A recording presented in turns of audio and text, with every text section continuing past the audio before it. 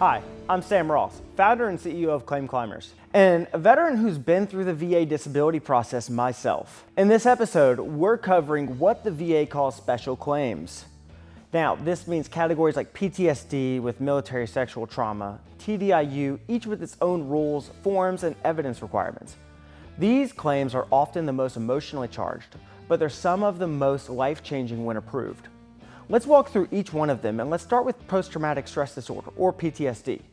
PTSD is one of the most common mental health claims among veterans, but it's also one of the most misunderstood.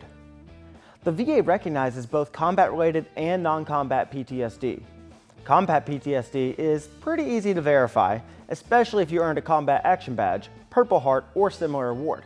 In those cases, the VA may presume a traumatic event occurred. But if your PTSD is non-combat related, like from training accidents, assaults, or witnessing death directly outside of combat or outside of direct combat, you'll need to provide a verifiable stressor. That's where the VA Form 210781 comes in. It's a statement in support of claim for PTSD, and it helps you describe the event in your own words. What happened, when, where, and how it affected you. For combat PTSD, use Form 210781. For military sexual trauma, there's a variation, 210781A. Speaking of MST, military sexual trauma, this is one of the most sensitive and personal types of claims you can file, and the VA knows that, which is why the rules are different. Most MST incidents aren't officially reported in service records, so the VA allows for other types of evidence, including therapy notes, counseling or treatment records, statements from friends, family, or fellow service members, behavioral markers like change in duty performance or substance abuse. The key is showing that something changed during or after service. Even if you don't have a paper trail, each VA facility has an MST coordinator, someone who can help you walk through the process with support and privacy. You don't have to relive every detail, but the VA needs enough information to understand the impact. We know how difficult these claims can be, and they are valid, and they matter, and you are not alone. Now, let's shift gears, something more technical. TDIU, which stands for Total Disability Individual Unemployability.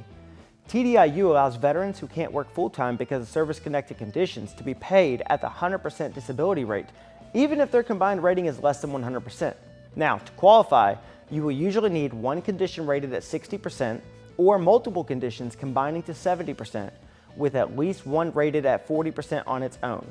But rating isn't the only factor. You also have to show that your disabilities make substantial gainful employment impossible.